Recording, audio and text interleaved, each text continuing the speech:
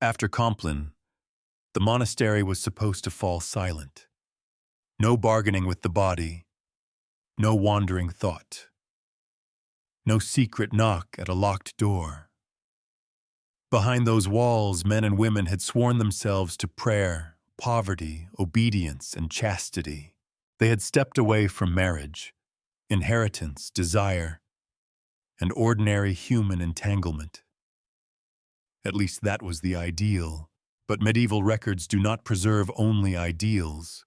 They preserve warnings, punishments, confessions, rumors, rules written because someone, somewhere had broken them. And in that gap, between holy silence and human hunger, the real story begins. Slowly, the night settles over the cloister. The last chant fades. A lamp burns low near the dormitory.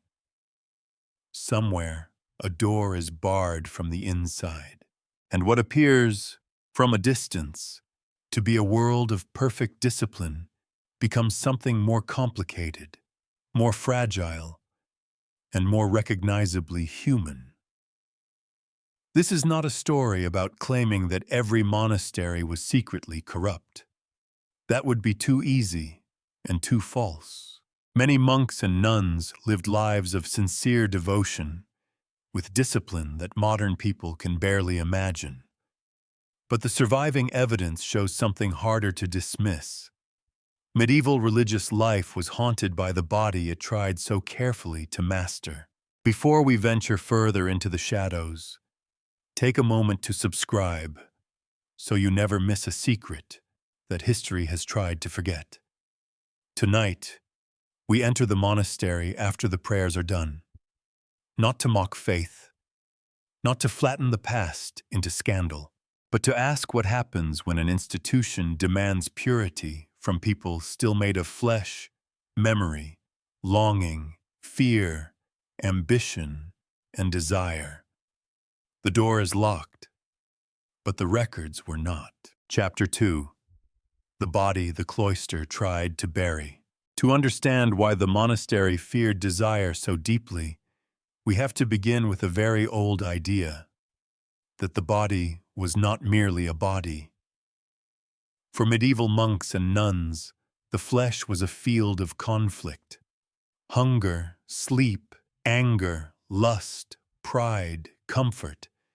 These were not just habits or moods, they were openings, weak points, places where the soul could be pulled away from God.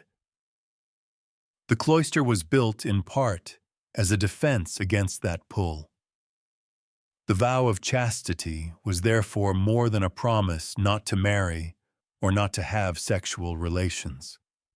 It was meant to reorder the entire person. The eyes had to be trained, the tongue restrained, the stomach disciplined. The imagination watched. Even sleep could become suspect, because dreams might reveal what waking discipline tried to hide. This is one of the details modern viewers often miss. Medieval celibacy was not understood simply as the absence of sex. It was a positive spiritual condition, a way of imitating angels, saints, and the Virgin Mary. Virginity, especially, carried enormous symbolic power. It was imagined as wholeness, purity, a kind of unbroken offering.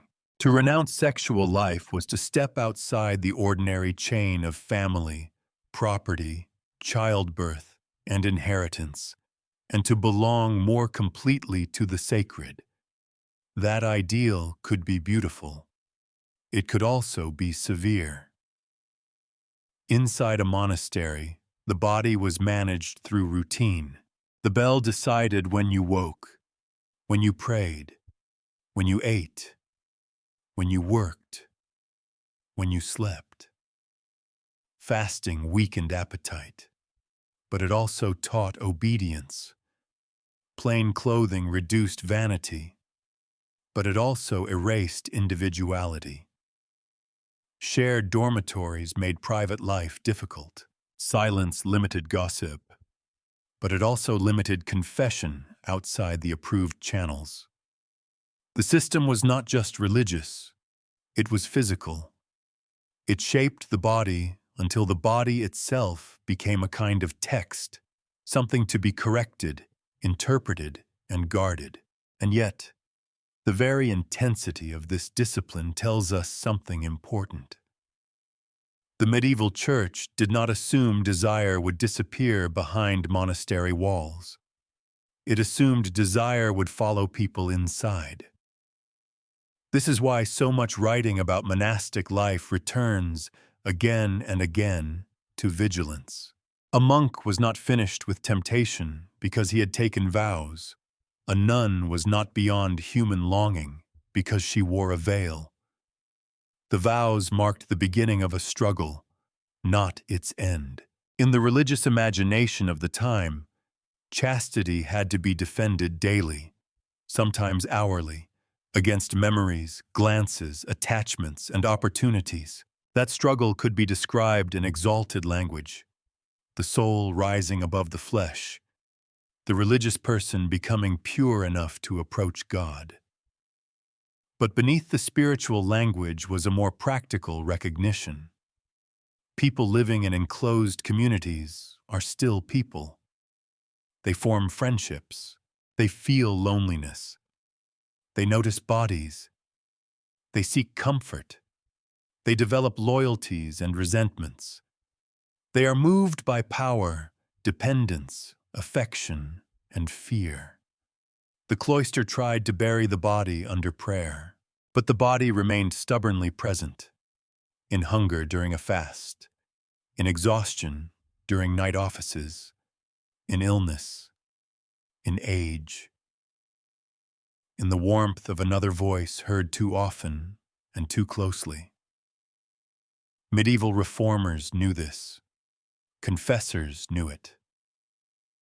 Abbots and abbesses knew it. The documents they left behind do not sound like people discussing an imaginary danger. They sound like people trying to manage a force they believed was always near. There is a quiet contradiction here. The monastery presented itself as an escape from the world, but sexuality, in medieval thought, was one of the main signs that the world had not been left behind completely. Desire became proof that the old self was still alive. That made every failure more than a private mistake. It could be read as a spiritual defeat, a crack in the holiness of the house, even a threat to the community's reputation before God and neighbors. For men, the struggle was often framed as a battle against lust, pride, and the temptations of authority. For women, it was more often framed through purity, enclosure, and danger. Danger to the soul, danger to reputation, danger to the family networks that had placed them there. The language differed, and so did the consequences. But in both cases, the body was treated as something that required supervision. And this is where the story becomes more unsettling than a simple tale of hypocrisy. A hypocrite knowingly performs virtue while living its opposite. Some medieval religious people certainly did that, but many others were caught in a system that asked them to become something almost superhuman. The ideal was not moderation, it was renunciation. Not healthy desire, but the conquest of desire. Not privacy, but obedience. Not personal fulfillment, but sacrifice. For some, that sacrifice became a path to meaning. For others, it became pressure. For still others, especially those with less power inside religious houses, it could become a cage. So when we read later records of scandal, punishment, pregnancy, illicit contact, or confession, we should not imagine that they erupted in a vacuum. They grew out of a world that had already made sexuality central by trying so hard to silence it. The more absolute the ideal became, the more dangerous every human impulse appeared. The monastery did not forget the body. It watched it, named it, starved it, covered it, prayed over it, punished it. And sometimes, despite all of that, it could not control it. Chapter 3. Rules written against desire. A rule book is never only a rule book.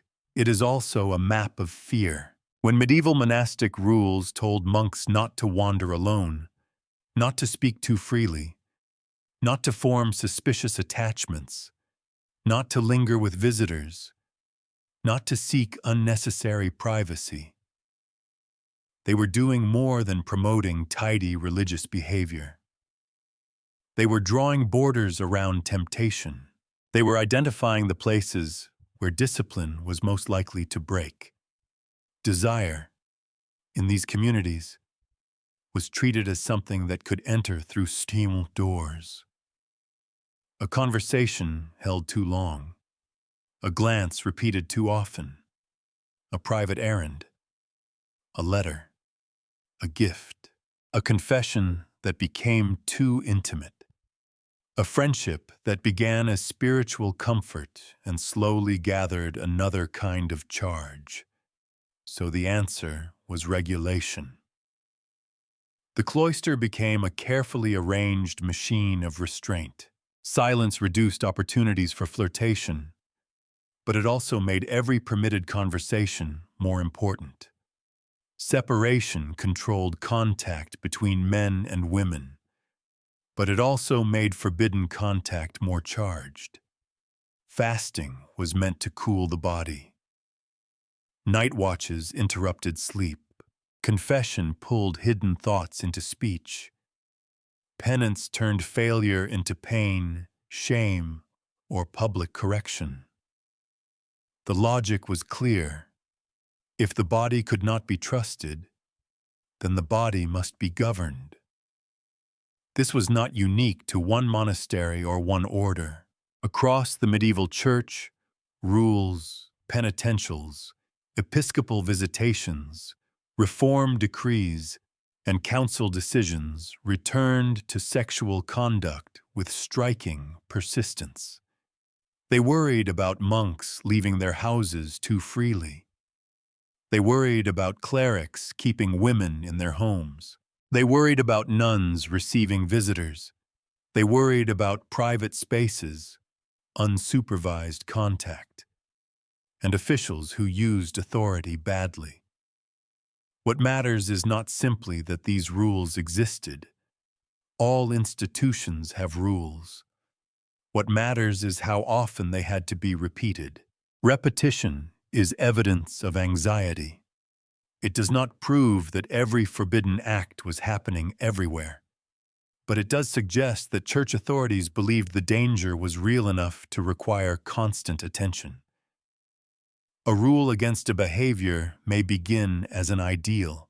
A rule repeated across generations often points to frustration. That is one of the historian's quieter tools, listening not only to what a document says, but to why it had to say it again. The penitential manuals are especially revealing. These were guides for confessors, meant to help classify sins and assign penances. They could be dry, almost bureaucratic, but beneath their lists lies a vivid picture of moral concern. Desire had to be named, sorted, weighed, punished, and corrected. A sinful thought was not the same as an act. A passing temptation was not the same as repeated misconduct. A private failure was not the same as scandal that endangered the whole community.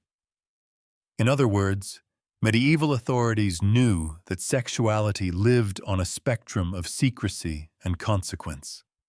They did not always handle it with justice. They did not always see harm clearly, especially when power was involved. But they did build systems to track, confess, and discipline what they believed threatened the sacred order. Visitation records brought a different kind of pressure. When bishops, abbots, or appointed officials inspected a religious house, they were not only checking buildings and accounts, they were also listening for disorder. Who had been seen where? Who had broken enclosure? Who was rumored to have a lover? Which superior was too lax? Which nun had received improper visitors? Which monk had slipped out at night? These records could be blunt. They could also be biased. A complaint might reflect genuine misconduct, local gossip, personal revenge, or a struggle over leadership. A monastery was a spiritual community, yes, but also a workplace, a household, a landowner, and sometimes a political actor. Accusations did not float above human motives. They moved through them. That is why caution matters. To find a charge of sexual misconduct in a medieval record is not the same as finding a clean, modern investigation. The source may preserve fear more clearly than fact.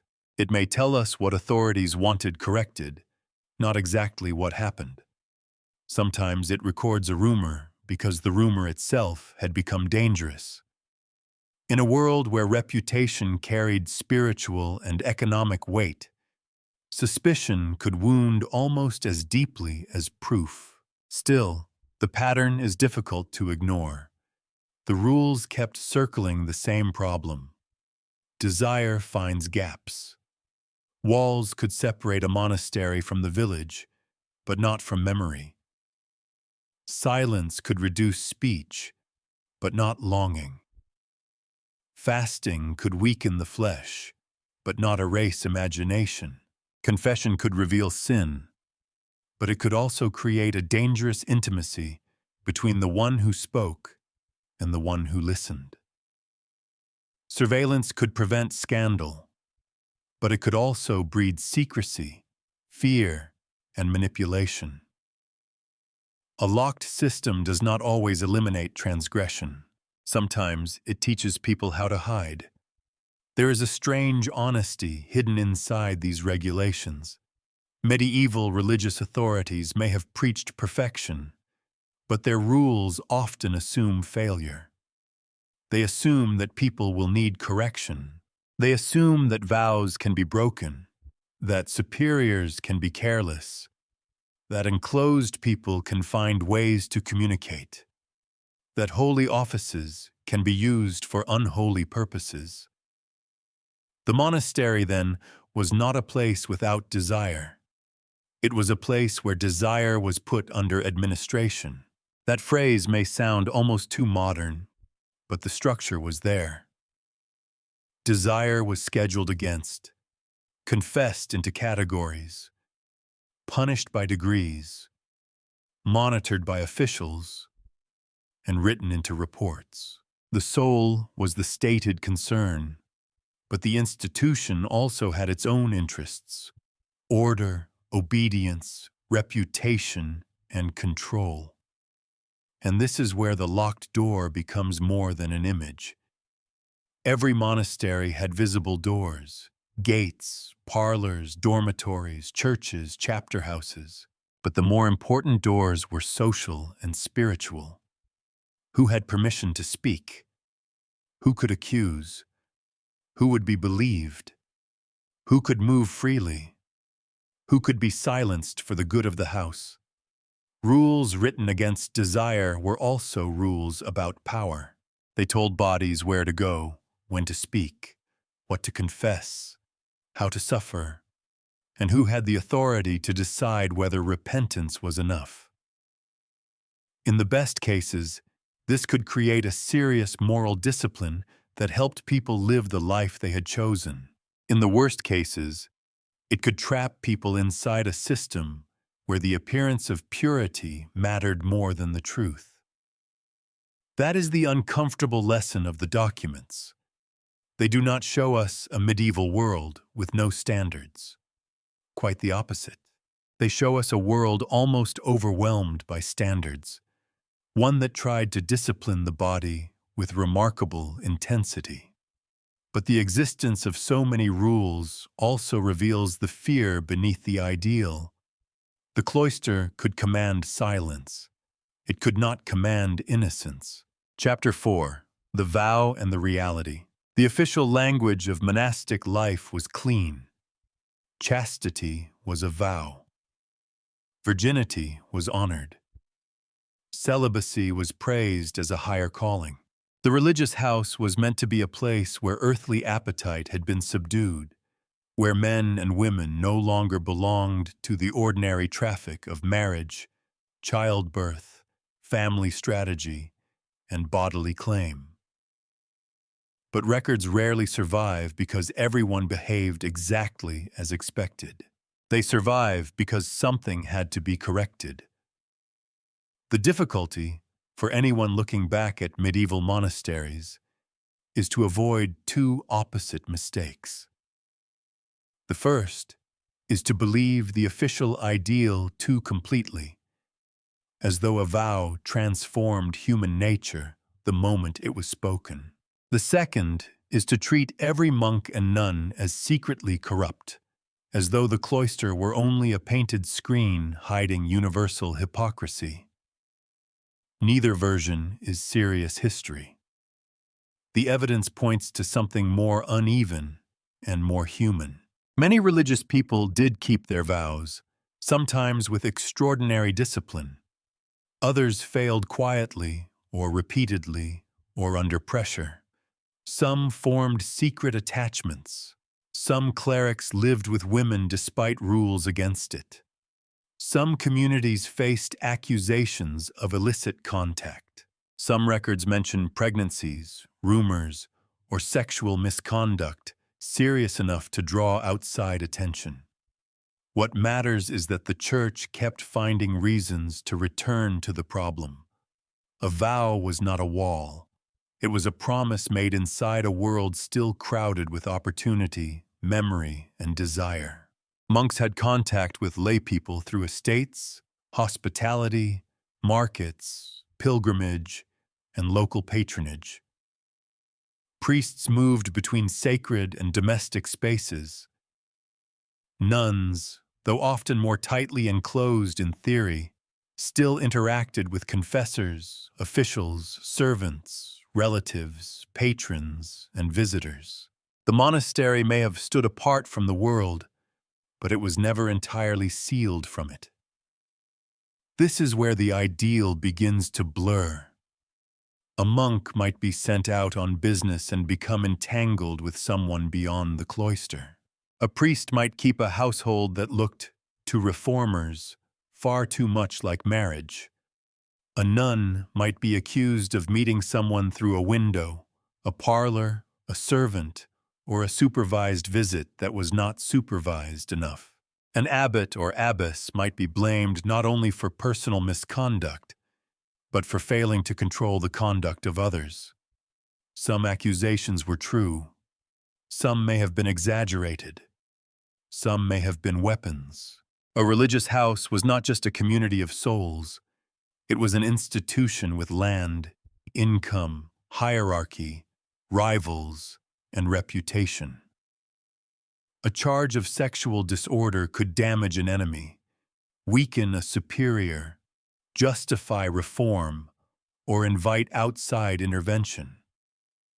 That does not mean we should dismiss the charges. It means we should read them with a steady hand. Medieval records often show us misconduct through the eyes of authority. The bishop visits. The superior investigates. The council condemns. The chronicler disapproves. The penitent confesses. These are not neutral cameras. They are voices shaped by theology, discipline, politics, and fear of scandal. But even filtered through authority, the pattern remains. There were enough failures of chastity to require procedures, enough rumors to require inquiry, enough clerical households to anger reformers, enough pregnancies or suspected pregnancies in religious settings to appear in disciplinary records, enough anxiety about contact between vowed people and outsiders to produce repeated restrictions. The monastery's public identity depended on holiness. That made sexual failure especially dangerous. A greedy monk was a problem. A lazy monk was a problem. A violent quarrel was a problem. But sexual misconduct struck at the symbolic heart of the institution, because chastity was one of the signs that religious people had truly separated themselves from ordinary life. When that sign broke, the damage spread outward. It did not remain only between two people. It touched the community's claim to spiritual authority. It disturbed patrons who had given money or land expecting prayers from purified lives. It embarrassed superiors. It invited gossip from nearby towns. It threatened the story the monastery told about itself. This is why secrecy mattered. A failure could be punished publicly if the scandal had already escaped. But if the matter was still contained, authorities often had reason to keep it quiet. A hidden penance might preserve order. A transfer might remove the problem without displaying it. A private correction might protect the institution as much as the soul. And here we find one of the oldest institutional temptations: to treat reputation as a form of holiness. Not all concealment was malicious. Medieval authorities genuinely believed scandal could endanger others spiritually. If people saw vowed religious figures failing openly, they might lose faith, imitate sin, or mock sacred life. In that mindset, suppressing scandal could appear protective, but protection can slide into evasion. A community that fears disgrace may become more concerned with controlling the story than addressing the harm. It may punish the visible breach while ignoring the conditions that allowed it. It may discipline the weaker person more harshly than the powerful one. It may confuse silence with healing. That is why the gap between vow and reality matters so much. It is not merely about sex. It is about what happens when an institution builds its authority on an image of purity and then has to deal with impure facts. For the individual monk or nun, the consequences could be spiritually terrifying. Sexual failure was not framed as a private lapse in the modern sense. It could mean broken vows, mortal sin, betrayal of God, shame before the community, and fear for the soul. Even consensual desire, if it violated religious commitment, could be experienced as ruinous. For the vulnerable, the danger was worse. Where hierarchy shaped every relationship, consent could be complicated by obedience, dependence, spiritual authority, and fear. A superior, confessor, patron, or older religious figure could exercise influence that made resistance difficult. The records do not always give us enough detail to reconstruct what happened. Sometimes they name the sin more clearly than they name the harm. That silence is part of the evidence too. The vow of chastity created a bright line in theory. In practice, lives gathered around that line in many different ways: sincerity, temptation, secrecy, coercion, affection, resentment, denial, repentance. A single category like unchastity could hide very different human situations. That is the danger of reading medieval discipline too quickly. A secret relationship between adults, a cleric's long-term concubinage, a coerced encounter, an abuse of spiritual power, and a rumor invented for political reasons might all appear in sources under the broad shadow of sexual disorder. To the authorities, the central issue was often violation of sacred status. To us, the deeper question must also include power and harm. Still, the contradiction remains sharp. The monastery promised a life beyond the flesh, yet its records reveal the flesh returning again and again, not always dramatically, not always with scandal, but persistently enough to trouble the machinery of discipline. The vow did not abolish desire. It made desire more dangerous, because every failure carried the weight of sacred betrayal. And perhaps that is what makes these records so compelling. They do not show us simply that medieval religious people failed. Everyone fails. They show us a world in which failure had to be translated into sin, discipline, secrecy, and institutional survival. They show men and women trying to live inside impossible brightness, where even a hidden attachment could feel like a crack in the wall between heaven and earth. The vow was spoken aloud. The reality moved more quietly. Chapter 5. Monks, Priests, and the Long War over Celibacy. The monastery was never just a building at the edge of the world. It was an argument.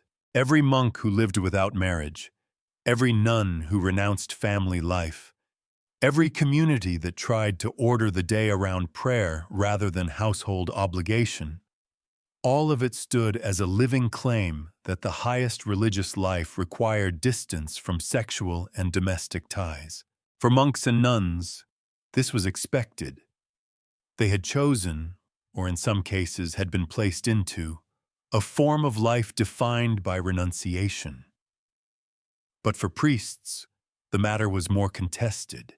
Across the medieval centuries, the Church struggled to enforce the idea that men who served at the altar should be sexually abstinent, unmarried, and free from the claims of wives and children. This was not a small administrative adjustment. It was a long war over the meaning of holiness. In the early medieval world, clerical practice was uneven. Some priests lived with wives. Some had children. Some communities accepted arrangements that later reformers would condemn with real fury. Local custom could be stubborn. Families could be powerful. A priest's household might be woven into the life of a village so deeply that reform from above felt less like purification and more like invasion. Then came the tightening. Reformers increasingly argued that priests should be set apart from ordinary men, not only by learning or ritual duty, but by sexual discipline. The altar required purity. The sacred office demanded a body not entangled in marriage. A priest who handled holy things, they believed, could not also be bound to the ordinary cycle of desire, childbirth, inheritance, and family loyalty. Monastic ideals helped shape this argument. The monk became a model of undivided devotion. No wife, no children, no private dynasty, no household competing with the claims of God. Reformers looked at that ideal and pressed it outward into the broader church. The monastery, in this sense, did not remain behind its walls. Its vision of discipline escaped into parish life, cathedral life, and clerical law. But ideals do not spread without resistance. For many priests, celibacy was not an inspiring ascent toward angelic purity. It was a demand that disrupted settled life. If a priest already had a wife, what was she now supposed to become? A scandal? A temptation? A woman erased by reforming language? If he had children, were they simply signs of sin? What happened to property, support, inheritance, and legitimacy? The reformers often spoke in the language of purity. The people living through reform had to deal with beds, kitchens, children, debts, and local memory. That is why this struggle was never only about sex. It was also about control. A married priest could create a clerical family line. He might pass church property, influence, or local authority to his sons. His loyalties might lean toward kin as much as bishop. A celibate priest, at least in theory, belonged more completely to the institution. He had no legitimate heirs to claim church goods, no wife's family to pull him into local alliances, no domestic household that could compete with ecclesiastical obedience. So when medieval authorities attacked clerical marriage and concubinage, they were not only trying to discipline desire, they were also trying to prevent the church from becoming hereditary property. This is one of the quieter motives beneath the spiritual language. Celibacy protected an idea of sacred separation, but it also protected land, wealth, office, and hierarchy. A priest without heirs was easier for the institution to absorb. A cleric without a recognized household was less likely to turn a church position into a family asset. Of course, the human reality did not vanish because the legal ideal hardened. Records continued to complain about clerics living with women, keeping concubines, fathering children, or maintaining relationships that reformers found intolerable. Some priests likely understood these relationships as marriages in all but approved form. Others exploited the ambiguity. Some women attached to priests may have had real partnerships. Others may have had little security, especially as reform made their status more shameful. That is an important human cost. When institutions redefine a relationship as sinful, they do not punish only the man who breaks the rule. They also reshape the life of the woman beside him, and the children whose place becomes uncertain. Reform may cleanse a record book while leaving actual people in a more precarious position. This does not mean the reformers were simply cynical. Many sincerely believed clerical sexuality polluted the sacred order. They feared that a priest who could not govern his own body could not guide souls. They believed scandal weakened the church. They believed chastity made spiritual power credible. And they were not entirely wrong to worry about misconduct. Clerical authority could create opportunities for abuse, favoritism, and secrecy. A priest held moral power over his parish. A confessor entered the hidden life of others. A religious superior could command obedience. Sexual entanglement in such settings was rarely just private. It could bend spiritual authority toward personal desire.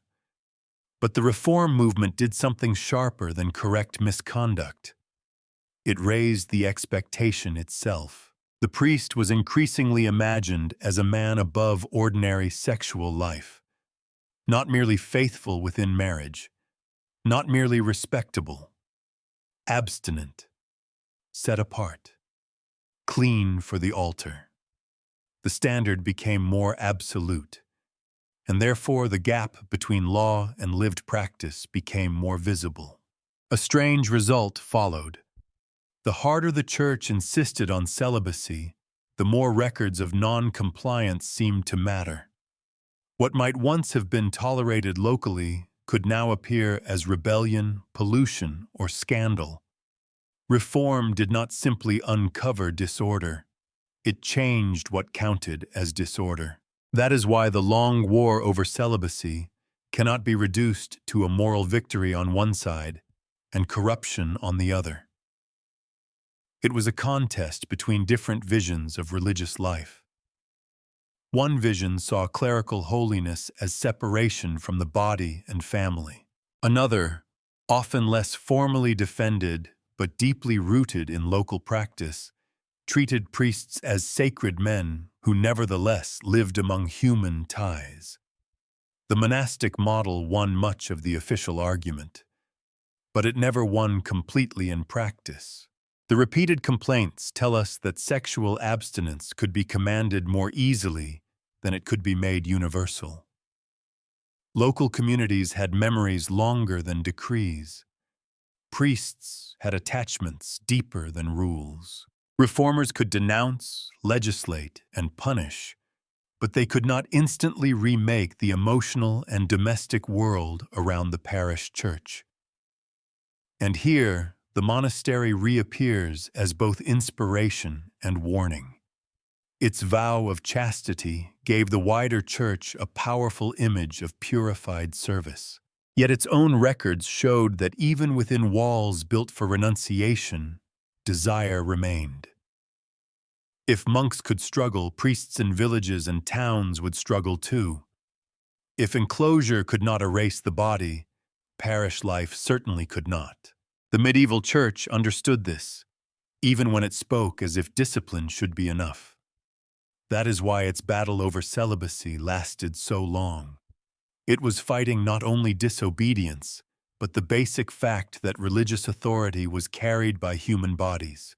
Bodies that aged, bodies that wanted, bodies that remembered touch, bodies that stood at altars and still belonged to the earth. In public, celibacy became a sign of sacred power. In private, it became one of the church's most persistent tests. A test that revealed again and again how difficult it is to turn renunciation into a universal law. Chapter 6. Women Behind Walls. For women, the wall meant something different. A monastery for men promised withdrawal from the world. A convent promised that too, but it carried an extra burden: protection. Protection of purity, protection of reputation, protection of family honor, protection of a woman's body from the claims, dangers, and arrangements of the outside world. At least that was the promise. A girl or woman entering religious life did not simply step into a private spiritual choice as we might imagine it today. Some women entered with sincere devotion. Some were placed there by families. Some came as widows. Some came because the convent offered education, community, safety, or status unavailable elsewhere. Some may have found within its walls a rare form of female authority, especially if they rose to become abbess, prioress, or trusted elder. But enclosure also made women easier to supervise. The ideal of the nun was intensely bound to chastity. Her body was not merely her own discipline. It became a symbol. A virgin nun could represent the untouched bride of Christ. A convent could serve as a spiritual treasury for families who donated daughters, land, or money. The purity of the house mattered to patrons, bishops, relatives, and neighbors. If scandal touched it, the damage could spread far beyond the cloister. This is why female religious life was watched with such anxious attention. Nuns were often expected to live under enclosure, limiting their movement beyond the convent and regulating contact with men. Windows, parlors, doors, servants, visiting relatives, priests, confessors, and messengers all became possible points of concern. A convent could be imagined as a sealed garden, but a sealed garden still needed gates. And every gate required someone to decide who could pass through. The records that survive from visitations and church discipline sometimes show authorities asking uncomfortable questions. Were men entering the convent improperly? Were nuns leaving without permission? Were letters being carried in secret? Had a nun been seen speaking too freely with a clerk, a servant, a priest, or a local man? Was there a rumor of pregnancy? Had the abbess failed to maintain order? Such questions do not mean every accusation was true. Medieval communities could be full of rivalry. A charge against a nun might reveal misconduct, but it might also reveal resentment, factional conflict, or outside pressure. A convent with property could attract enemies, An abbess with authority could be challenged. A woman who resisted discipline could be described in sexual terms because that was one of the easiest ways to make female disobedience sound morally dangerous. That pattern did not belong only to the Middle Ages. Across many societies, women accused of disorder are quickly accused of sexual disorder. It is an old shortcut, and a cruelly effective one. Still, caution should not become denial. Some women in religious houses did break vows of chastity. Some were involved in secret relationships. Some were coerced, exploited, or trapped by men who had access to them through spiritual or institutional roles. Some pregnancies recorded or suspected in religious communities forced authorities to confront the fact that enclosure had failed, or that someone with power had found a way through it. The problem is that the sources often care more about the broken symbol than the woman herself. A pregnancy in a convent might be treated as a scandal against vows, against the house, against God, against episcopal authority, against the reputation of every nun inside. But the record may tell us little about the circumstances. Was the relationship consensual? Was there pressure? Was there abuse? Was the father a servant, a priest, a visitor, a relative, an official? Did the nun have any freedom to refuse? Did anyone ask? Sometimes, the silence around those questions is louder than the accusation.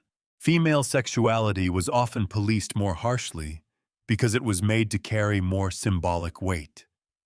A monk who failed might be condemned as sinful. A nun who failed could be treated as a rupture in the sacred image of the whole community.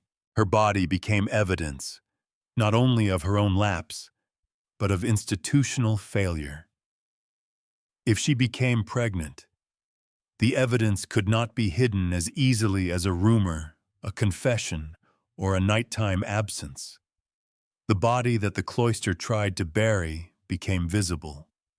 This visibility shaped punishment.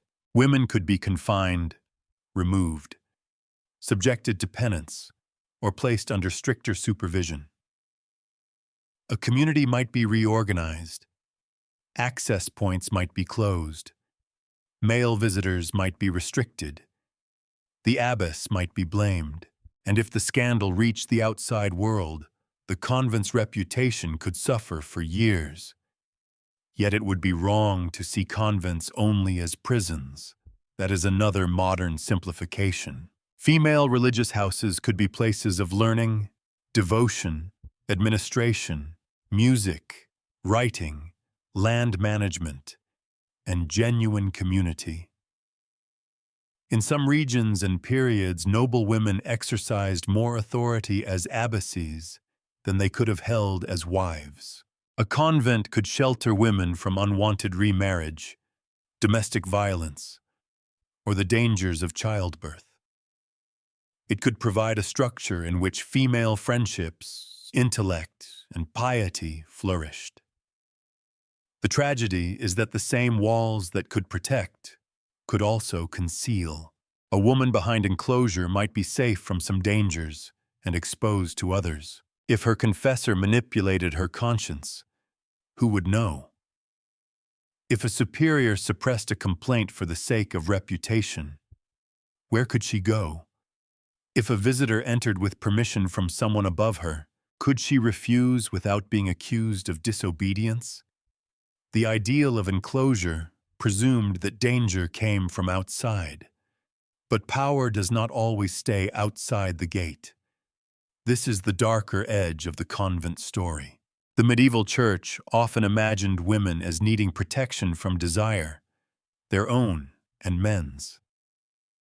But protection can become control, and control can become vulnerability when the protected person has limited voice. To guard a woman's purity without guarding her agency is not safety. It is possession in sacred language. That distinction matters. When we read about nuns in medieval records, we should resist turning them into either helpless victims or secret rebels in every case. Some were deeply committed religious women. Some were administrators with formidable skill. Some struggled with vows they did not choose freely. Some loved, sinned, resisted, suffered, or survived in ways the documents only partially reveal. The convent wall, then, was never just stone.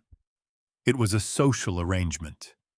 It controlled movement, speech, reputation, access, and interpretation. It decided who could be seen and who could be believed. It promised holiness, but it also created a world where the meaning of a woman's body could be claimed by others: family, bishop, confessor, superior, patron, chronicler. And that may be the most unsettling point. A nun's vow was meant to free her from ordinary marriage and sexual obligation. In spiritual terms, she belonged to God.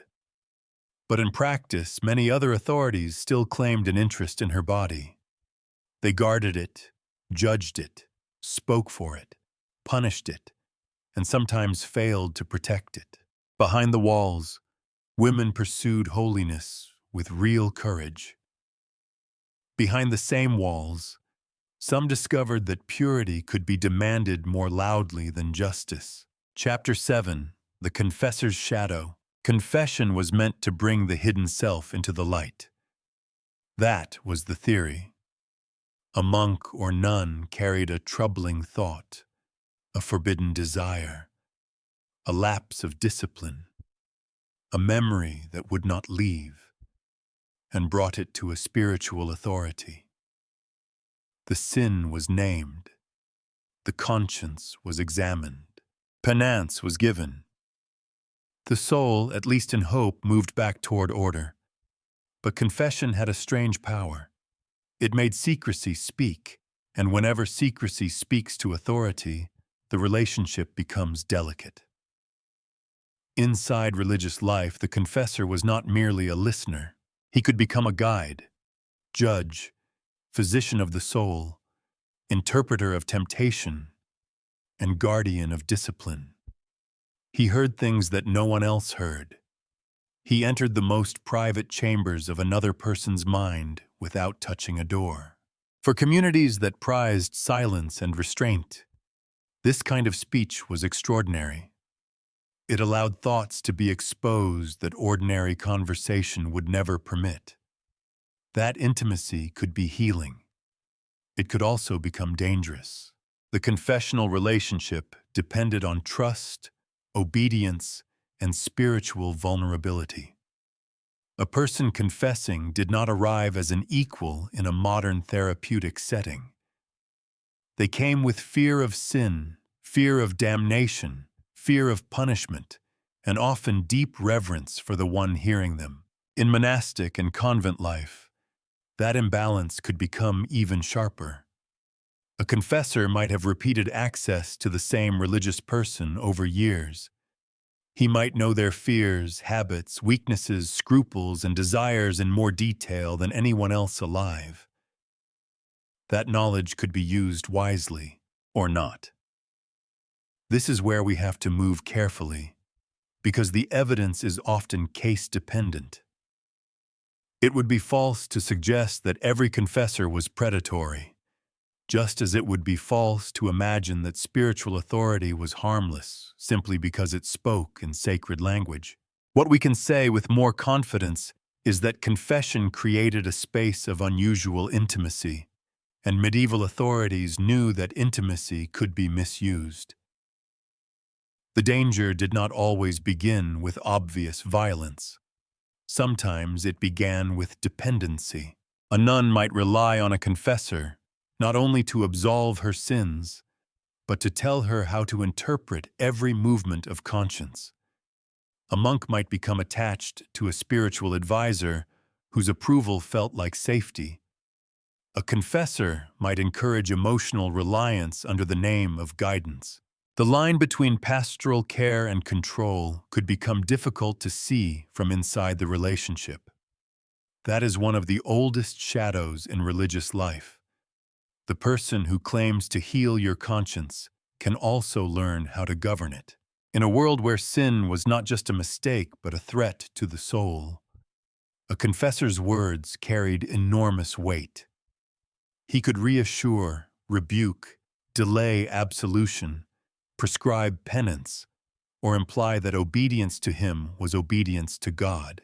If he was wise, humble, and disciplined, this authority might steady a troubled person. If he was manipulative, it could trap them. The confessional setting also complicates how we think about consent. A sexual relationship involving a spiritual superior, confessor, or advisor is not the same as a relationship between people with equal freedom. Even when the sources describe misconduct in the language of mutual sin, the power beneath the act may have been unequal. One person could hold the keys to reputation, discipline, access to sacraments, or spiritual peace. The other might fear exposure, disbelief, punishment, or eternal consequences. Modern categories do not map neatly onto medieval records, but the imbalance is not hard to recognize. The confessor's shadow fell especially heavily over female religious life. Nuns often depended on male clergy for sacraments, confession, oversight, and official recognition. The convent could be enclosed, but the confessor had sanctioned entry into its spiritual interior. He might stand outside the daily female hierarchy, yet still possess extraordinary influence within it. He could become necessary, and necessity is a powerful kind of access. This does not mean every close spiritual relationship was corrupt. Medieval devotion often prized intense bonds of counsel and obedience. Some confessors provided real protection, especially for women whose voices might otherwise be ignored. Some helped religious people survive anxiety, guilt, grief, and temptation. The problem is that the same structure that allowed care also allowed exploitation.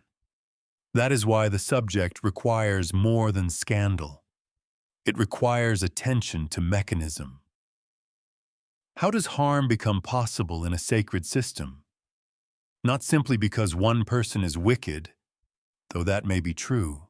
Harm becomes possible when authority is private, when questioning feels like disobedience, when reputation matters more than testimony, when the language of sin can be turned against the injured, and when the institution prefers manageable silence to disruptive truth. Confession sat at the center of all those tensions. It promised truth, but under seal. It encouraged disclosure, but within hierarchy. It named sin, but sometimes lacked the language to name coercion clearly. It could expose misconduct, yet also bury it inside sacramental secrecy. The result was morally complicated. A practice designed to cleanse the soul could, in some cases, become a place where the vulnerable were more easily studied, shaped, and controlled. The medieval record does not always give us the details we want. It may tell us that a cleric behaved improperly with a nun, but not whether he groomed her through confession. It may note scandal involving a spiritual advisor, but not preserve the voice of the person harmed. It may punish incontinence, fornication, or solicitation without describing the emotional pressure that preceded it. And so we are left reading around the edges. A repeated visit, a forbidden conversation, a superior's warning, a transfer, a sudden tightening of access, a rumor that clings to a confessor too closely. These fragments do not prove every dark possibility, but they remind us that institutions often record the breach more readily than the process that led to it. There is also a deeper irony. Monastic discipline demanded that desire be confessed, but to confess desire, a person had to speak it to someone. The system that feared temptation created an official channel for describing temptation in intimate detail. That channel could bring relief, but it could also create fascination, dependence, or opportunity. The very tool designed to control the hidden life became one of the few places where the hidden life could become shared. No institution built on purity can avoid the problem of who gets to inspect impurity. That question follows us through the cloister. Who listens? Who judges? Who keeps the secret? Who benefits from the silence? Who decides whether a confession is a step toward repentance, a piece of evidence, or a weapon? For the sincere monk or nun, confession may have been a lifeline. For the scrupulous, it could become a torment. For the abused, it could become a maze. And for the manipulative, it could become cover. The confessor stood in a sacred role, but he stood there as a human being. That is the tension medieval religious life never fully escaped. The Church asked flawed people to speak with divine authority to other flawed people who were afraid of their own souls. Sometimes grace may have passed through that arrangement. Sometimes power did. Chapter 8. Scandal, Silence, and Punishment. When misconduct became visible, the monastery had two problems. One was sin. The other was news. A private failure could be handled as a matter of conscience. Confession, penance, correction, a stricter watch over the person who had fallen. But once a rumor escaped the enclosure, once servants talked, visitors noticed, a bishop heard complaints, or a nearby town began to repeat a story, the matter changed shape. It was no longer only about the soul of the offender. It became a threat to the spiritual reputation of the house. Medieval monasteries lived on reputation. They depended on trust. Families gave daughters, sons, land, rents, books, vessels, livestock, and money because the monastery was believed to be holy ground. Patrons expected prayers. Villagers expected sacraments, charity, intercession, or at least the moral presence of a community set apart. A house known for disorder could lose more than respect. It could lose influence, income, and protection. So sexual misconduct was dangerous not only because it broke vows, but because it disturbed the public fiction of discipline. That word, fiction, should be used carefully. It does not mean the holiness was fake. Many communities were genuinely devout, but every institution presents a cleaned-up version of itself to the world. Monasteries were no different. The daily reality of fatigue, jealousy, temptation, petty conflict, illness, money trouble, and failed obedience did not fit easily into the image of angelic life. Scandal forced the hidden human texture into public view. Authorities had several ways to respond. A monk or nun might be assigned penance, fasting, prayer, exclusion from certain communal privileges, public confession before the community, or other forms of humiliation meant to break pride and restore order. A superior might remove someone from office. A priest might be suspended. A monk could be confined more strictly inside the house. A nun might be placed under closer supervision. In some cases, a troublesome religious person could be transferred elsewhere, which solved one community's problem while sometimes creating another. That last option tells us something uncomfortable. Transfer can look like discipline. It can also look like management. If the purpose was genuine correction, moving someone might separate them from temptation, remove them from a dangerous relationship, or place them under stricter authority.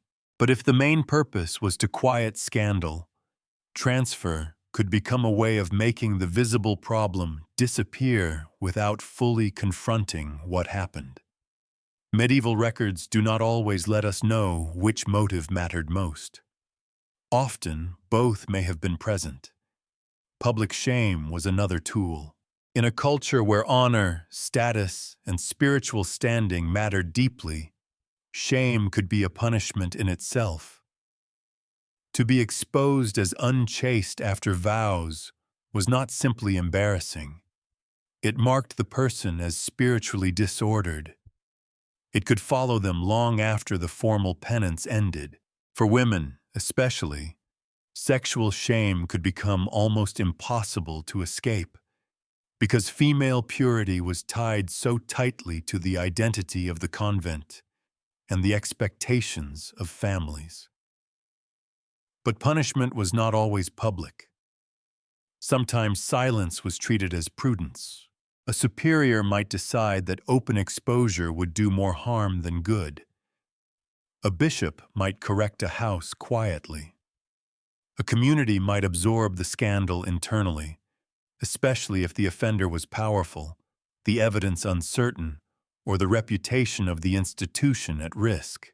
This is where the moral ground becomes slippery. There are real reasons why medieval authorities feared scandal.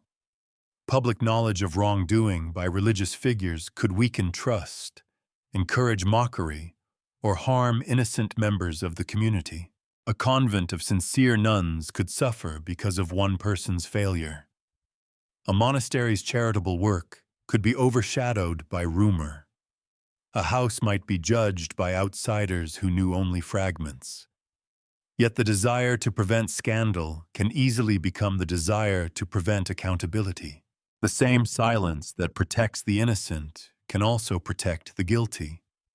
The same secrecy that shields a community from gossip can leave the harmed person isolated. The same concern for spiritual reputation can turn into pressure. Do not speak. Do not accuse. Do not stain the house. Do not make the sacred look ordinary. And perhaps nothing terrified a religious institution more than looking ordinary. Monasteries were supposed to rise above the world. Their buildings, prayers, clothing, vows, and rhythms all announced separation. But sexual scandal brought the world rushing back in. It reminded everyone that monks could behave like other men, that nuns could be vulnerable like other women, that priests could be driven by desire, and that sacred offices did not automatically purify the people who held them. The punishments, then, were not only corrective, they were symbolic repairs. A public penance said, "The community still recognizes sin." A removal from office said, "Authority remains disciplined." A stricter enclosure said, "The broken boundary will be rebuilt." A transfer said, "The source of disorder has been removed." A confession said, "Hidden corruption has been brought under spiritual law." Whether those repairs healed the deeper wound is another matter. A community can punish a visible act without asking why it happened. It can blame an individual without examining the structure around them. It can restore order on paper while leaving fear in the corridors. It can call something a lapse when it was exploitation, or call something temptation when it was coercion. Medieval sources often give us the language of correction more clearly than the voices of those corrected. That absence should make us cautious. When a record says a nun was disciplined for illicit contact, we may not know whether she pursued a relationship, was manipulated, was assaulted, or was accused by enemies. When a cleric is punished for keeping a woman, we may not know whether she was a partner, a dependent, a servant, or someone with little choice. When an abbot is removed for scandal, we may not know whether the sexual charge was the central issue or the most useful weapon against him. History does not become more honest when we pretend the documents tell us everything. Still, there is a pattern in the responses: contain, correct, preserve. Contain the scandal before it spreads. Correct the offender, at least visibly. Preserve the reputation of the institution. These goals could work together, but they could also compete. The soul of the sinner, the safety of the vulnerable, and the public honor of the monastery were not always the same interest. And when they were not the same, reputation often had the stronger voice. This is not a uniquely medieval problem. It belongs to any institution that claims moral authority. Schools, churches, courts, families, political movements, charities, all can face the same temptation. When identity depends on goodness, evidence of wrongdoing feels like an existential threat. The first instinct may not be justice. It may be self-preservation. The monastery gives that instinct a sacred vocabulary. Silence becomes prudence. Delay becomes discernment. Transfer becomes mercy. Shame becomes correction. The institution survives, and survival can be mistaken for purification. But the records that remain show the cost of that mistake. They show communities struggling to hold together the image of holiness and the reality of human failure. They show punishments that may have restored order and silences that may have buried pain. They show a world where confession could cleanse the soul, but scandal had to be managed like fire near dry timber. After Compline, the doors were locked, but if a rumor had already crossed the wall, no lock was strong enough. Chapter 9. The sins they named and the ones they avoided. Medieval authorities were very good at naming sin. They built categories for it. They arranged it by severity. They argued over intention, repetition, circumstance, status, and consequence. They asked whether a forbidden act had been imagined, attempted, completed, confessed, concealed, repeated, or made public. They measured the soul with a seriousness that can feel almost forensic. Sexual sin, especially, attracted this kind of attention. Fornication, adultery, concubinage, incest, violation of vows, same-sex acts, relations involving clerics or religious people. Acts considered against nature, a phrase that could gather several condemned behaviors under one heavy theological roof. The terms varied by period and text, and the punishments varied too. But the pattern is clear enough. Sexuality was not left vague. It was named because naming made it governable. To name a sin was to place it inside a system. Once classified, it could be confessed. Once confessed, it could be punished.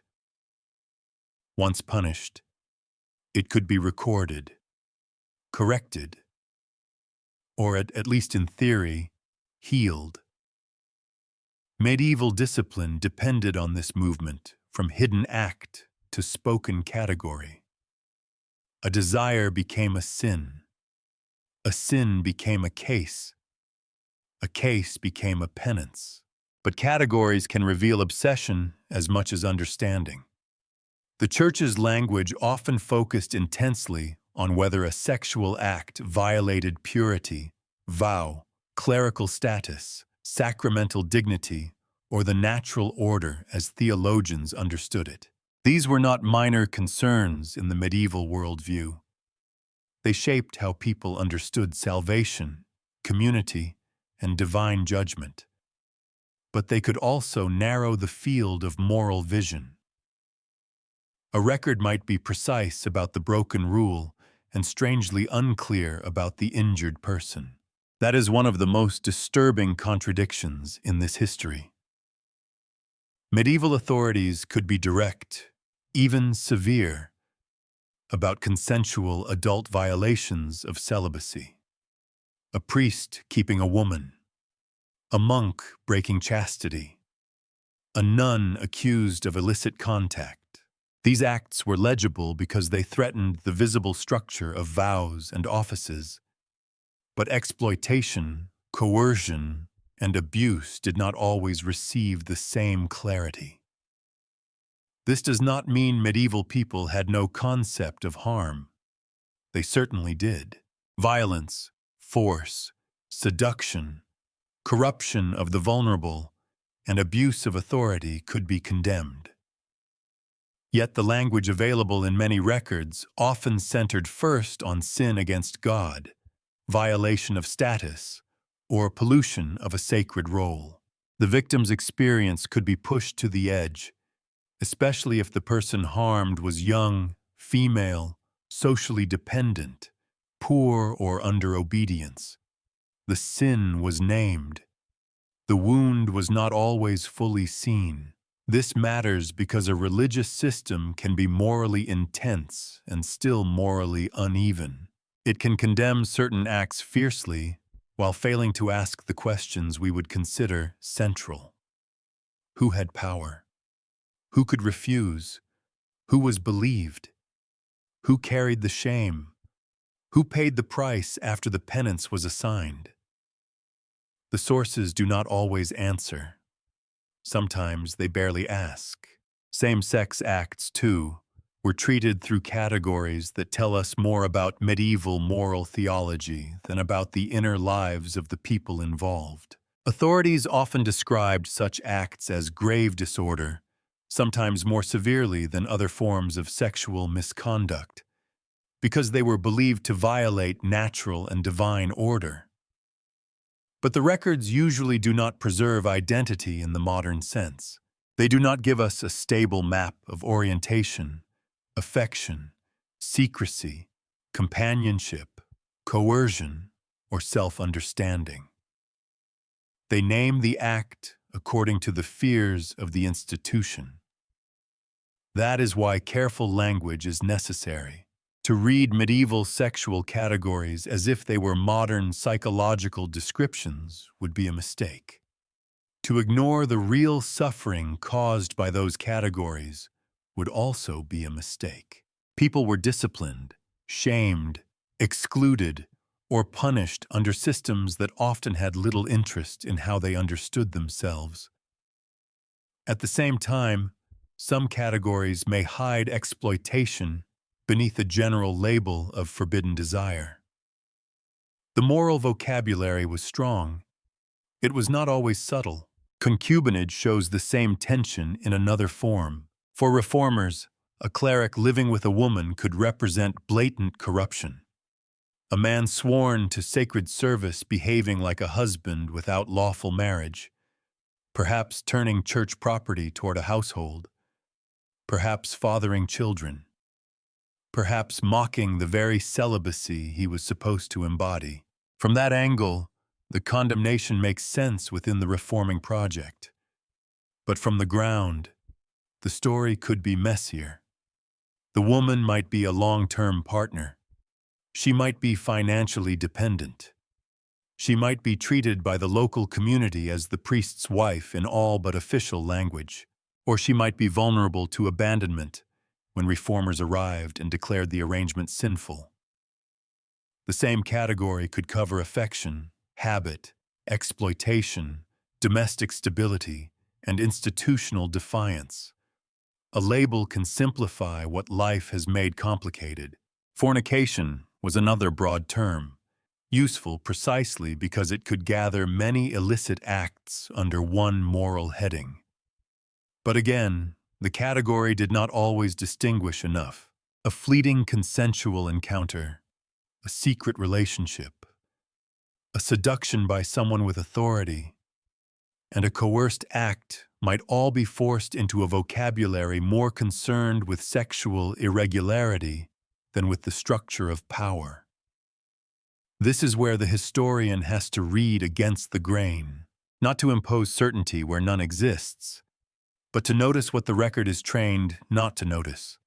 A visitation report may ask whether a nun broke enclosure, but not whether she was pressured by the man who reached her. A disciplinary note may condemn a monk for impurity, but not tell us whether the other person had equal standing.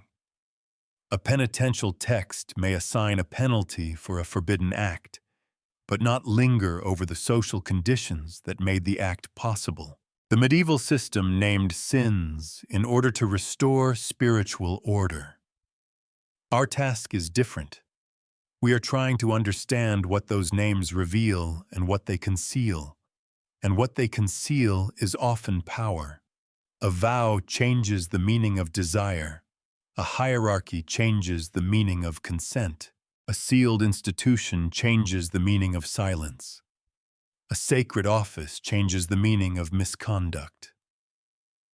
The same act, described only as unchastity, may look very different once we ask who had authority, who had fear, who had choices, and who had none. This does not mean we should flatten the past into modern categories, or pretend medieval people secretly thought as we do. They did not.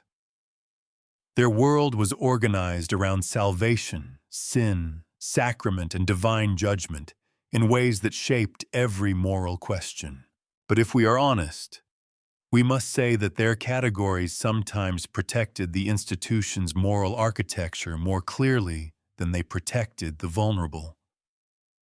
That is the contradiction at the center of this subject. The Church could be relentless in policing sexuality because sexuality threatened sacred order. Yet the same system could be less direct, less consistent, or less perceptive when the issue was exploitation hidden beneath that sacred order. It could see the broken vow immediately. It could see the stained office.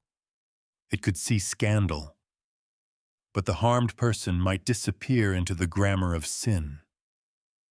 And so the records speak with two voices. One voice is loud, official, confident. This is forbidden. This is impure. This requires penance. The other is quieter, often accidental. Something happened here that the category does not fully explain. That second voice is harder to hear. But once you notice it, the documents change. They no longer look like simple lists of medieval sexual anxiety. They become evidence of a moral system trying to govern desire while struggling to understand power. They show a world that could name forbidden acts with precision, but not always name injury with equal courage. The sins they named tell us what they feared. The ones they avoided tell us what they could not bear to see. Chapter 10. Desire, Power, and Property. Celibacy was preached as a spiritual discipline, but it also solved a very earthly problem. A monk without a wife had no lawful children to inherit from him. A nun without a husband produced no heirs to divide loyalties between convent and family. A priest without a recognized household was less able, at least in theory, to turn a sacred office into a family possession. Behind the language of purity stood a hard institutional concern: property. Land has a way of making theology practical. Medieval monasteries were not only houses of prayer. They owned fields, mills, vineyards, forests, rents, fishing rights, workshops, manuscripts, relics, and sometimes entire villages bound to their economic life. Their wealth might be modest or immense, depending on the house, but even a small monastery was an institution with assets to protect. Donations came with expectations. Patrons gave land for prayers, burial rites, prestige, salvation, remembrance. The monastery, in return, promised continuity. Sexual relationships threatened that continuity because they created claims. A child might claim support. A lover might claim protection. A family might gain influence through intimacy with an abbot, monk, priest, nun, or official. A cleric's household might absorb resources meant for the church. A superior might favor relatives, partners, or dependents. A religious woman's pregnancy might reopen family negotiations that enclosure was supposed to have ended. In theory, vowed chastity cut through all of this. No marriage, no heirs, no domestic dynasty, no divided inheritance, no legitimate bloodline growing out of sacred office. The body was renounced, and with it the claims that bodies produce: children, alliances, dowries, beds, households, quarrels over succession. This is not to say medieval celibacy was only about money. That would be too flat and too modern in the wrong way. The spiritual ideal was real. Many people believed deeply that sexual renunciation brought the soul closer to God. The language of purity, sacrifice, and heavenly imitation cannot be reduced to a financial policy wearing a veil. But institutions rarely survive on one motive. The same vow could mean different things at once. To the monk, it might mean devotion. To the reformer, discipline. To the bishop, order. To the patron, confidence. To the monastery, protection from fragmentation. To a family, sometimes prestige, and sometimes the convenient placement of a son or daughter whose inheritance, marriage prospects, or political usefulness needed managing. The sacred and the practical were braided together. This is one of the reasons sexual misconduct inside religious life caused such alarm. It did not remain in the realm of private desire. It could disturb the flow of property and authority. A secret relationship might create secret obligations. A pregnancy might create an undeniable body with possible claims. A favored companion might influence appointments, gifts, or decisions. A cleric's child might become a living challenge to the idea that church goods belong to God rather than to a bloodline. The fear was not imaginary. Throughout medieval society, inheritance shaped power. Families fought to preserve land. Noble houses arranged marriages to consolidate influence. Even peasant households cared intensely about who received what, who married whom, and who belonged to which line. The church stood inside this world, not outside it. Its lands could be coveted. Its offices could be exploited. Its spiritual authority could be converted into local power. Celibacy helped the church draw a boundary between sacred office and family ambition. That boundary was never perfect. Powerful families still placed relatives in monasteries. Noble patrons still influenced abbots and abbesses. Bishops could come from aristocratic networks. Monastic wealth could be entangled with politics in ways no vow could fully prevent. But celibacy made one kind of claim harder to justify: the claim that a sacred office should become hereditary property. This is why reformers attacked clerical concubinage and marriage with such urgency. In their eyes, a priest with a household was not simply a man failing morally. He was a weak point in the institutional wall. His partner and children might pull church resources into private hands. His loyalties might bend toward kin. His position might begin to look like an inherited estate rather than a sacred trust. The same anxiety could apply inside monasteries. If an abbot favored someone because of sexual attachment, discipline was compromised. If a monk formed ties outside the house, property could follow affection. If a nun's family used her position to maintain influence within a convent, enclosure became porous in a political sense, not just a physical one. Desire opened doors that law had tried to close, and property made those doors worth forcing. There is a useful way to think about this. Chastity protected symbolic purity, but it also protected administrative purity. The religious body was supposed to have no private reproductive future. The institution, by contrast, was supposed to endure. Monks and nuns would die. The house would continue. A celibate community could imagine itself as a lineage without blood, reproducing through vows, discipline, and prayer rather than children. That is a beautiful idea in one light. In another, it is a strategy for control. If the institution becomes the only legitimate family, then obedience deepens. The monk's brothers are the community. The nun's household is the convent. The abbot or abbess becomes a spiritual parent. The founder becomes a remembered ancestor. The dead are commemorated in liturgy, not genealogy. Property remains within the sacred body of the house. But human beings do not always surrender family feelings so neatly. A monk may still favor a nephew. A nun may still care about her birth family's fortunes. A priest may still love a woman and child more immediately than an abstract rule. A superior may still use spiritual authority to build personal loyalty. Celibacy removed legal structures of family, but it did not erase attachment. Sometimes it pushed attachment into unofficial forms, where it could be harder to regulate and easier to deny. That is one of the hidden costs of demanding absolute renunciation. What cannot be openly acknowledged may become harder to govern honestly. A recognized spouse has a status. A secret lover has vulnerability. A legitimate child has rights.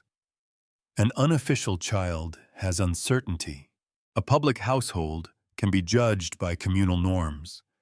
A concealed relationship depends on silence, favor, and fear. The institution may prefer no claims at all, but life does not always obey institutional preference. So the campaign for celibacy created a paradox. It aimed to prevent private entanglements from corrupting sacred property. Yet when entanglements happened anyway, they often emerged in less protected forms.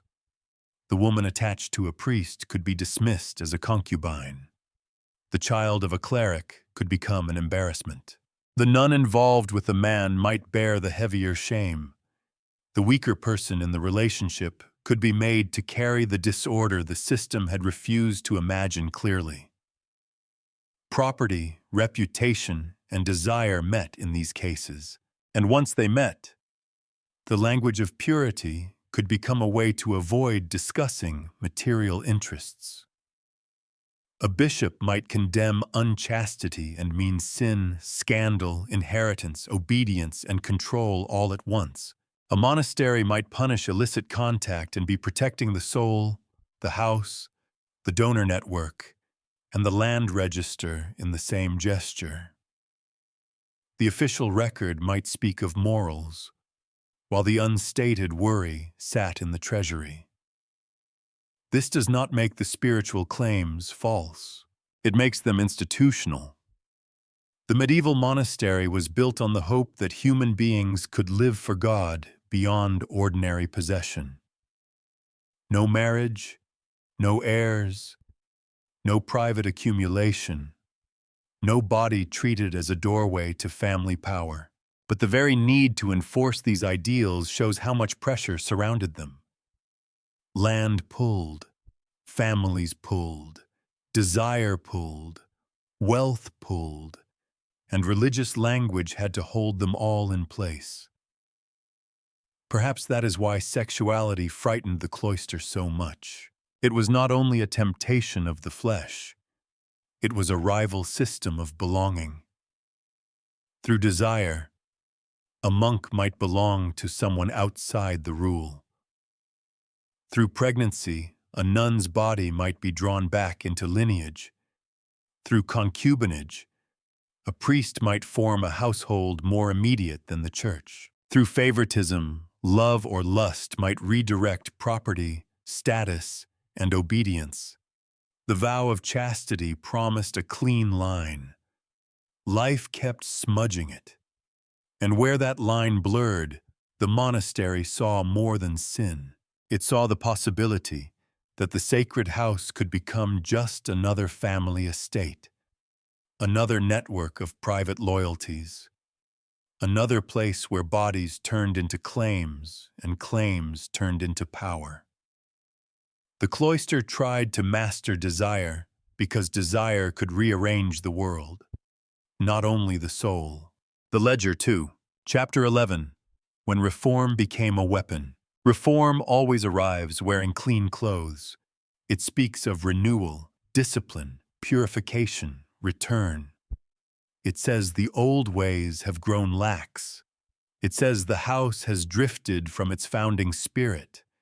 It says the rule must be restored, the vows sharpened, the careless corrected, the corrupt removed. And sometimes, reform is exactly what it claims to be. Medieval monasteries could become comfortable. Wealth could soften discipline. Superiors could become negligent. Monks could ignore the rule. Nuns could be poorly protected or poorly governed. Clerics could keep households while preaching purity. Religious houses could collect rents and privileges while offering less devotion than their founders imagined. Reformers who saw this were not inventing the problem out of thin air. There were real abuses. But reform has another side. The language of cleansing can become a very useful weapon. If you wanted to weaken an abbot, you could accuse his house of moral disorder. If you wanted to bring a convent under tighter control, you could point to rumors about enclosure. If you wanted to transfer authority from one faction to another, you could present the change as spiritual rescue. If you wanted to discredit a rival community, few accusations worked better than sexual laxity. Because sexual disorder was never merely personal, it stained the whole house. A monastery could survive complaints about bad accounting, though not always comfortably. It could endure accusations of laziness, quarrels, poor management, or excessive eating. But sexual scandal struck the nerve of religious identity. A monk who broke chastity was not just a man who failed. He became evidence that the house itself might be spiritually rotten. A nun accused of illicit contact became, fairly or not, a symbol that the wall had failed. A superior accused of tolerating misconduct could be portrayed as unfit to lead souls. That made sexual accusation powerful even when the evidence was uncertain. This is where we need to read medieval reform records with both respect and suspicion. Respect, because reformers often preserved evidence of genuine wrongdoing that would otherwise be lost. Suspicion, because the people writing accusations usually wanted something to happen. They wanted discipline imposed, offices changed, customs ended, property redirected, authority strengthened, or rivals humbled. Documents do not become false because they have an agenda, but they do become dangerous when we forget that they have one. A reforming visitor might describe a monastery as lax and impure because he truly found disorder. He might also emphasize disorder because reform required a story of decline. A stricter order taking over an older house might highlight sexual misconduct to prove the need for intervention. A bishop seeking greater control over a convent might treat rumor as confirmation of failure. A group inside a monastery might report their superior's misconduct because they wanted justice, or because they wanted a different superior. Often, the record does not allow us to separate these motives cleanly. That is not a weakness in the story. It is the story. Reform movements depended on contrast. There had to be a before and an after. Laxity before, discipline after, corruption before, purity after, disorder before, obedience after. Sexual misconduct served this narrative perfectly because it was vivid, morally charged, and easy to understand. You did not need a long explanation of monastic finance or jurisdictional privilege. A single rumor of unchastity could make an entire community seem suspect. This does not mean the rumor was invented. It means the rumor had political life. Once spoken, it could travel. It could attach itself to a house. It could justify inspections, removals, stricter enclosure, new leadership, or outside supervision. Even if the charge was later softened or unproven, the damage could remain. Reputation, once cracked, rarely returns to its original shape. There is an uncomfortable lesson here about moral language. The more sacred the ideal, the more useful accusation becomes. In a world where chastity defined holiness, accusing someone of sexual disorder was not only saying, "This person sinned," it was saying, "This person's claim to sacred authority is false." That accusation could protect communities from real predators and hypocrites. It could also destroy inconvenient people.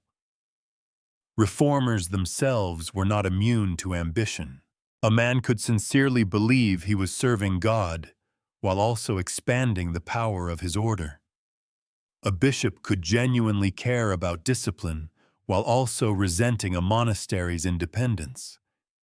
A noble patron could support reform because the house was corrupt, or because reform served family politics. Moral clarity and institutional interest could move together so closely that even the people involved might not fully distinguish them.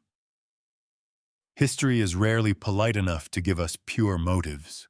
This is why the sexual history of monasteries cannot be told only as hidden vice exposed by brave reformers, nor can it be told only as innocent communities slandered by power-hungry outsiders. Both happened. Sometimes reform uncovered real pain. Sometimes it exaggerated disorder. Sometimes it punished what needed punishment. Sometimes it used the vulnerable as proof in a larger struggle. The human cost could be severe. A monk accused during reform might face penance, removal, or disgrace, whether the charge was fairly tested or not. A nun might find her movements restricted because her house had been marked as suspect. A whole community might be placed under stricter rule because of the failures of a few or the ambitions of outsiders. A superior might be removed for genuine negligence, or because negligence was the language chosen for a takeover. And in the middle of all this, actual victims could disappear again. Reform records might mention sexual disorder in order to prove institutional corruption, not necessarily to understand harm. If a superior abused power, the reformer's focus might fall on the scandal to the house, rather than on the person harmed. If a nun became pregnant, she might become evidence in a case against governance. If clerical concubinage was discovered, the woman involved might appear only as a sign of the man's impurity, not as a person with a story of her own.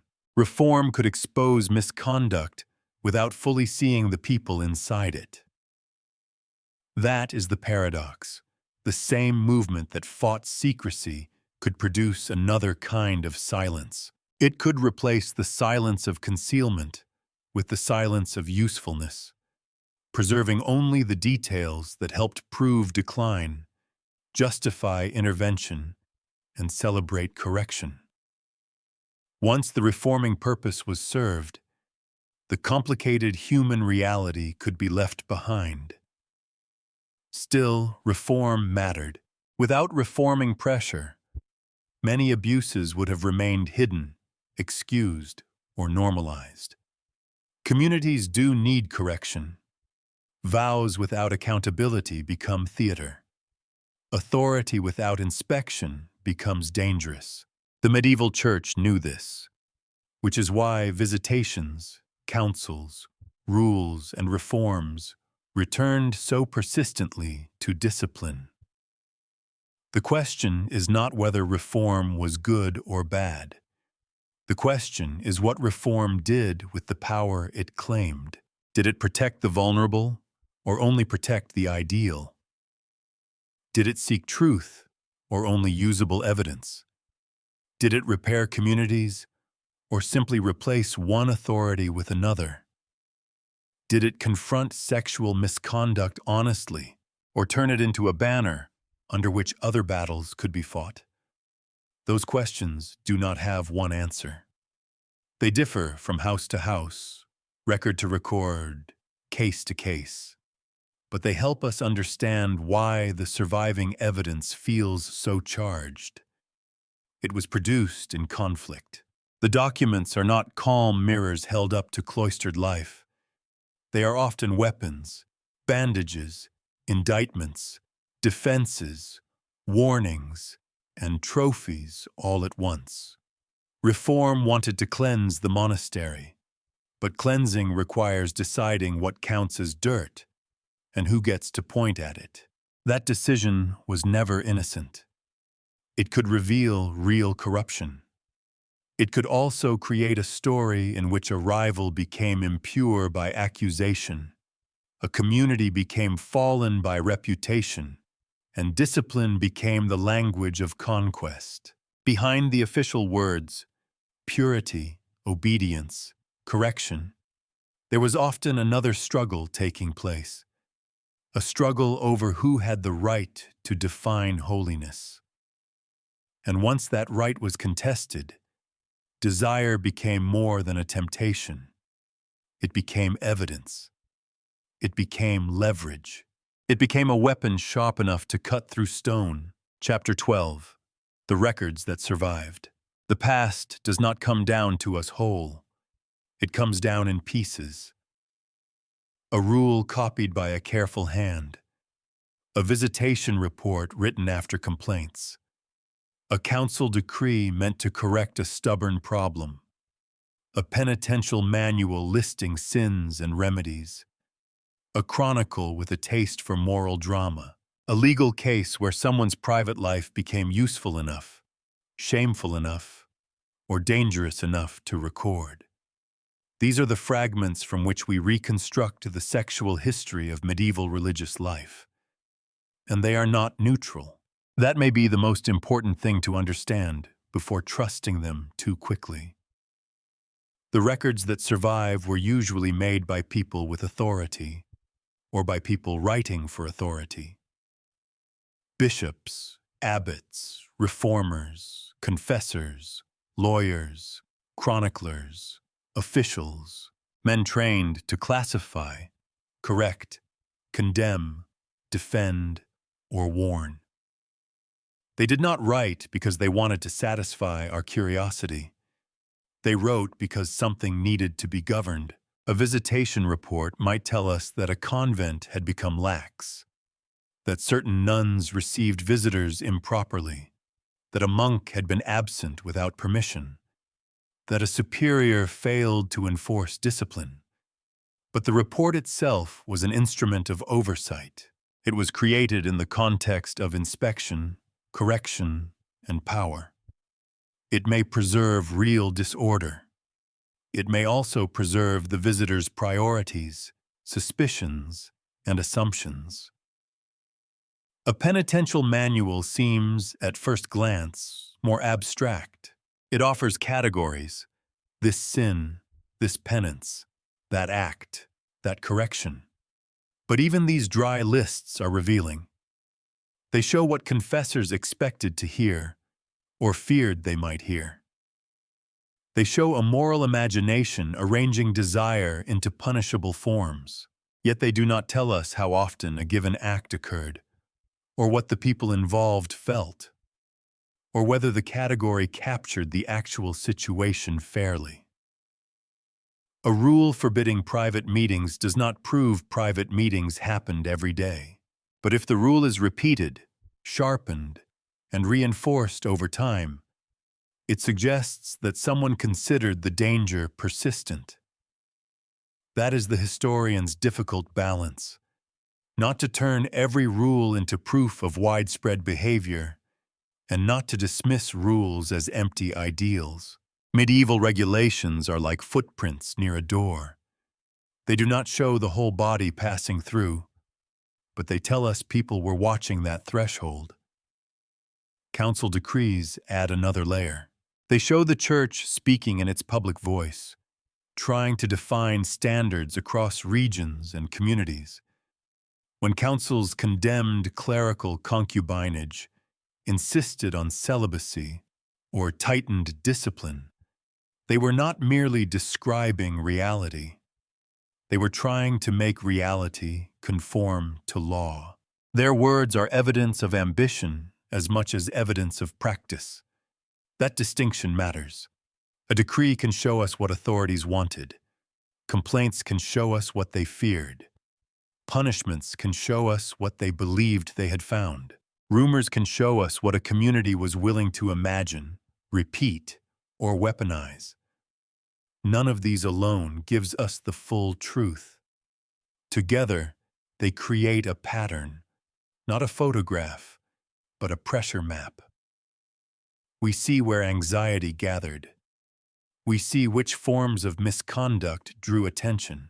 We see how institutions reacted when vows, bodies, property, and reputation collided. Chronicles are especially tricky. A chronicler might record a scandal because it seemed morally instructive, politically useful, or simply memorable. Medieval writers were not above enjoying a disgraceful story, especially when it proved that a rival, a negligent superior, or a corrupt institution had fallen under judgment. A lustful monk or pregnant nun made a powerful example. The story could become sharper in the telling, its edges filed into moral clarity. The more perfect a story sounds, the more carefully it should be handled. Real life is usually less tidy than a chronicler's lesson. Court records can feel more concrete because they may preserve accusations, testimony, procedures, and outcomes. Yet even there, caution is necessary. Legal language has its own distortions. People speak under pressure. Officials summarize. Scribes choose what matters. The powerful know how to frame events. The vulnerable may appear only in brief, damaged glimpses, if they appear at all. And then there is the problem of absence. Most misconduct was probably never recorded. Many failures remained private, confessed and forgotten, or hidden and never discovered. Some documents were lost to fire, damp, war, reform, neglect, or deliberate destruction. Some communities left rich archives. Others left almost nothing. Survival itself is uneven. The record is not a fair sample of medieval life. It is what accident, power, and preservation allowed to remain. This means we must resist the seduction of the archive. There is a strange confidence that comes from holding a written record. Ink feels official. Latin feels serious. A seal feels final. But a document is not truth itself. It is a trace of someone's effort to define truth at a particular moment, for a particular purpose. That does not make it useless. It makes it human. The surviving records reveal real anxiety about sexuality in monasteries, convents, and clerical life. They show that chastity was not an ornamental vow, but a central concern guarded by rules, confession, punishment, reform, and surveillance. They show that failures occurred often enough, or were feared strongly enough, to leave repeated marks across different kinds of sources. But they also reveal the limits of what authorities could see. They saw broken vows more easily than emotional coercion. They saw scandal more clearly than private suffering. They saw disorder in the house more quickly than imbalance in a relationship. They recorded the categories they already understood. What did not fit those categories could fade into silence.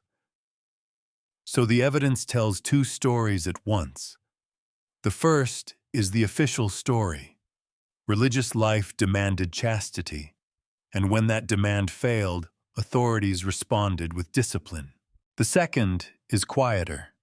Behind that discipline were people whose experiences were often simplified by the records that judged them. A monk becomes unchaste. A priest becomes concubinary. A nun becomes fallen. A confessor becomes improper. A superior becomes negligent. Each label may point toward something real, but each label also closes a door. It compresses a life into a category useful to administration, theology, or reform. The historian's task is to keep that door slightly open, not to invent what the sources do not say, not to turn every silence into a certainty, but to remember that a record is not the event. It is the surviving shadow of an event, shaped by the light that cast it. This is why the medieval cloister can feel both over-documented and unknowable. There are rules everywhere, punishments everywhere, warnings everywhere.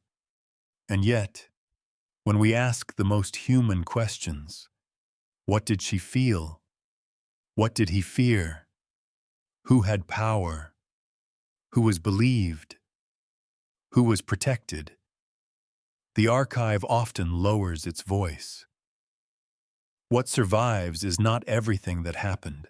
It is what someone thought worth writing down, or worth condemning, or worth hiding badly enough that a trace remained. Chapter 13. Myth, Fantasy, and the Anti-Monastic Imagination. Once a monastery has been accused of desire, the imagination does not know when to stop. A rumor begins with one monk, one nun, one forbidden meeting, one disciplinary record, one angry reformer. Then the story travels. It passes through taverns, sermons, satire, court gossip, political pamphlets, and later polemic. Details sharpen, motives darken. The individual case becomes a type. The type becomes a joke. The joke becomes proof. Soon the monk is not a person. He is the lustful monk. The nun is not a woman. She is the corrupted nun. The monastery is no longer a complicated institution of prayer, land, discipline, learning, ambition, failure, charity, and fear. It becomes a stage set for hypocrisy. This is where documented history begins to blur into anti-monastic fantasy. The ingredients were powerful because they touched a nerve. Religious people claimed to renounce the body, so any failure of chastity seemed to expose not just weakness, but fraud. A greedy merchant was expected to want money. A soldier was expected to be violent. A nobleman was expected to seek advantage. But a monk caught in sexual misconduct appeared to invert his entire identity. The scandal had literary force, and medieval audiences understood that force. Stories of false holiness, secret lust, and corrupt clergy appeared in satire and moral criticism long before the Reformation. Some of these stories were aimed at real abuses. Others leaned into entertainment. A tale of a monk slipping through a door at night could warn against hypocrisy, but it could also make people laugh. The cloister, precisely because it was supposed to be sealed, made an excellent setting for forbidden entry. Later centuries made the image even stronger. Anti-clerical writers and reformers found in the lustful monk an ideal symbol. He could stand for everything they disliked about religious institutions: secrecy, wealth, idleness, false purity, manipulation, and corruption hidden beneath sacred dress. In Reformation polemic, especially, sexual scandal became a way to attack monastic life itself. If monks and nuns were secretly driven by desire, then vows of chastity were not holy sacrifices, but unnatural prisons producing hypocrisy. The argument was not subtle, but it was effective. The same pattern continued into modern sensationalism.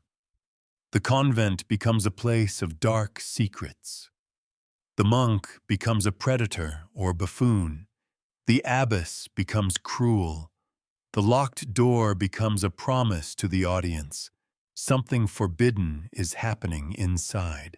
Novels, pamphlets, films, and popular histories have returned to these images again and again, often with more appetite than evidence. That does not mean all criticism was false. This is the careful line we have to walk. There were real scandals. There were real abuses. There were real failures of chastity, real efforts to conceal misconduct, real patterns of discipline, and real vulnerabilities inside enclosed religious life.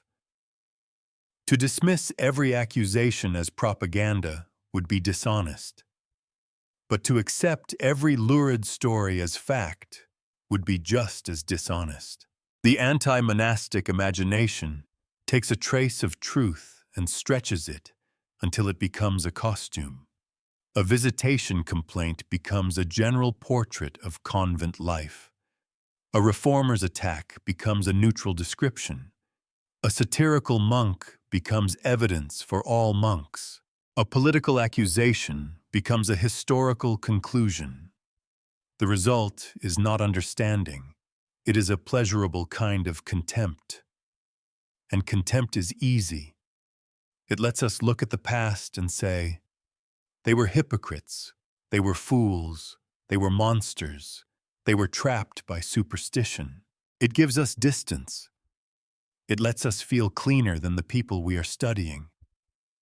But serious history usually removes that comfort. The truth is less theatrical and more unsettling. Medieval monasteries were not dens of constant depravity.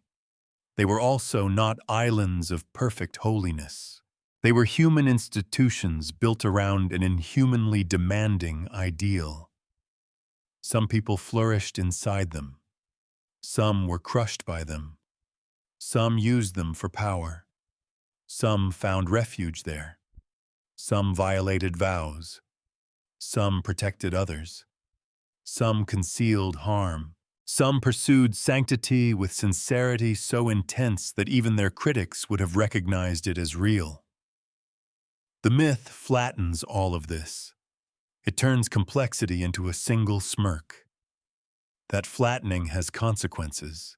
When we imagine every monk as secretly lustful, we stop noticing the specific conditions that made misconduct possible: hierarchy, secrecy, property, enclosure, confession, gendered vulnerability, reputation. We replace analysis with suspicion. We no longer ask who had power, who lacked it, which source can be trusted, which accusation served a political purpose, or what the record refuses to say. In other words, sensationalism can hide abuse as effectively as denial. It does so by making everything scandalous until nothing is specific. A lurid fantasy of corrupt monasteries may seem hostile to religious power, but it can end up protecting us from the harder work of interpretation. It allows the audience to enjoy the image of transgression without asking about the systems that shaped it. It turns harmed people into atmosphere. It turns records into props. It turns history into a locked room designed for entertainment. The better question is not, were monks and nuns secretly as bad as their enemies claimed?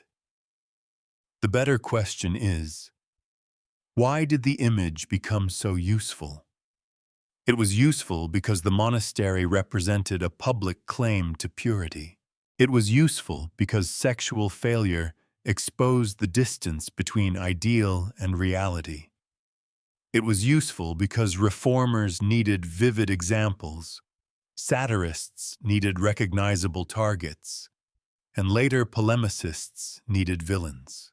It was useful because the cloister was both visible and hidden, present in society, yet mysterious enough for outsiders to imagine whatever they feared or desired.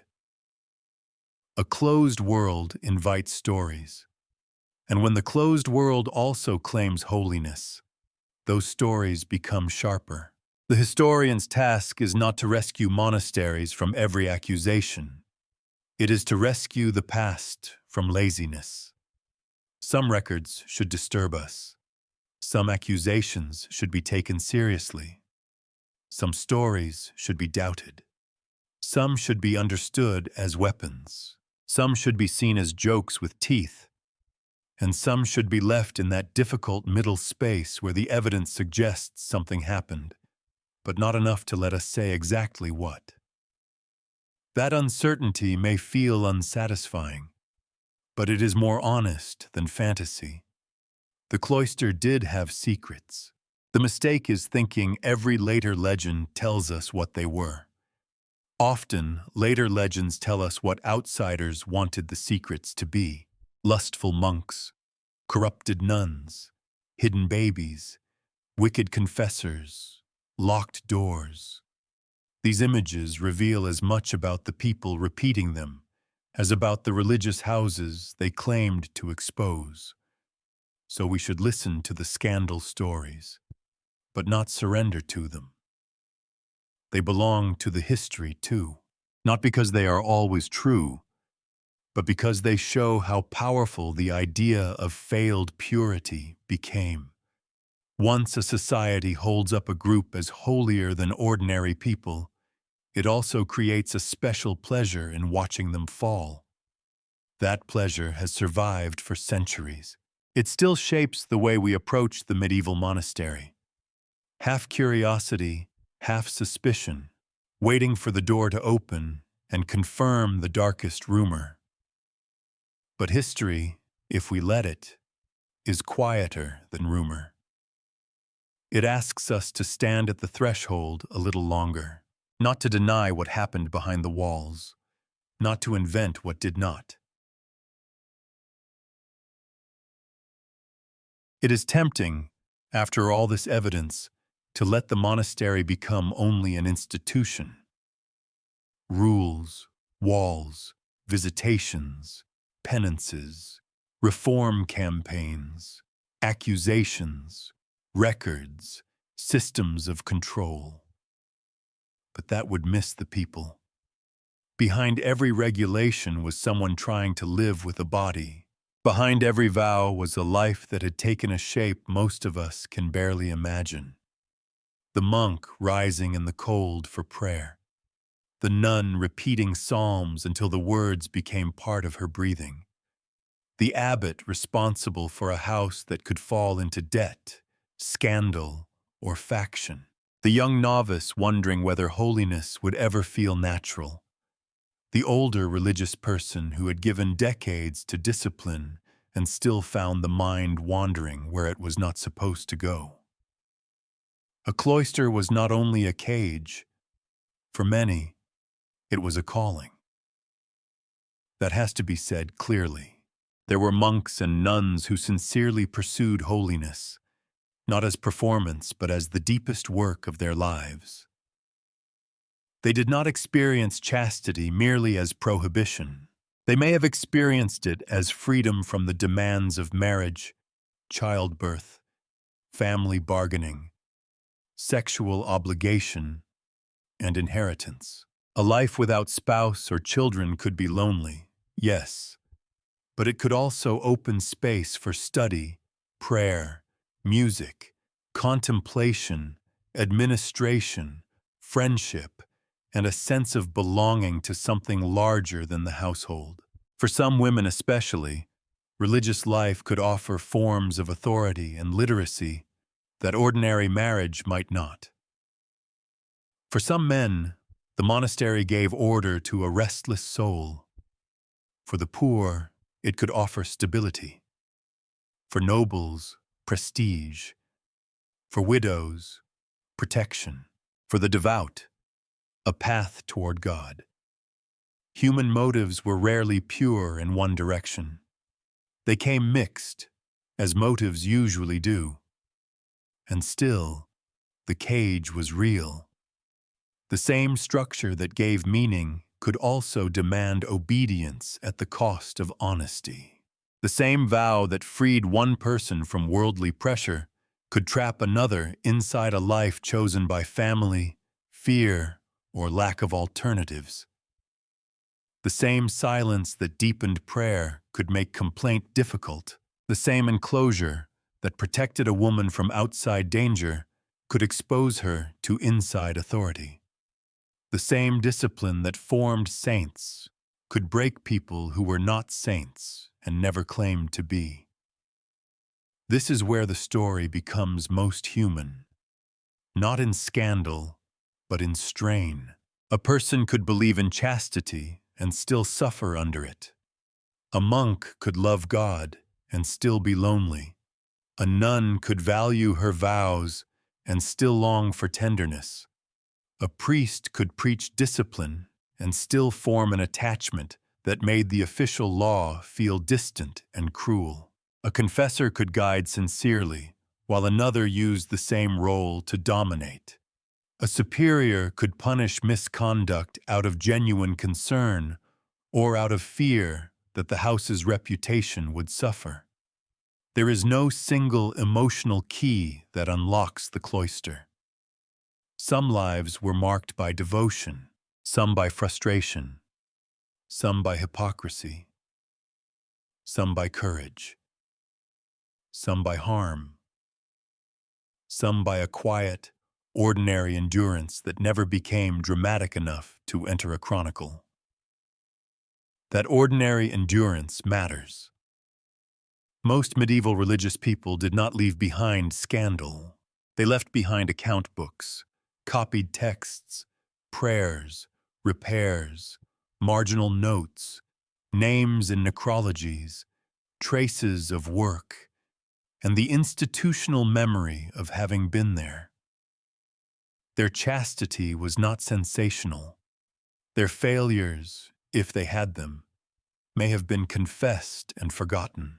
Their inner lives are mostly lost to us, which means we should be careful not to let the surviving scandals speak for everyone. At the same time, we should not use sincere devotion as a curtain. Institutions often defend themselves by pointing to the good people inside them, and the good people are real. But their reality does not cancel harm. A monastery could contain saints and victims, genuine mystics and negligent administrators, serious reformers and ambitious accusers, tender friendships and manipulative dependencies. The presence of holiness did not erase the presence of danger. That is the uncomfortable maturity this subject asks of us. We have to hold contradiction without rushing to simplify it. The cloister was meant to separate people from the ordinary world, yet it reproduced many ordinary human patterns: longing, jealousy, loyalty, ambition, secrecy, tenderness, resentment. It tried to transform desire into devotion, and sometimes it succeeded, It tried to suppress desire into silence, and sometimes that silence became poisonous. It elevated virginity and celibacy into signs of sacred power, and then had to punish the bodies that failed to match the sign. A sacred cage is still sacred to some, and still a cage to others. Perhaps the most misleading thing we can do is imagine medieval monks and nuns as less psychologically complex than ourselves. Their world was different, often radically different. Their theology shaped them. Their fear of sin was real. Their sense of obedience, salvation, shame, and divine judgment cannot simply be translated into modern terms. But they were not wooden figures moving through a painted background. They knew desire. They knew loneliness. They knew rationalization. They knew guilt. They knew the relief of being forgiven and the dread of being found out.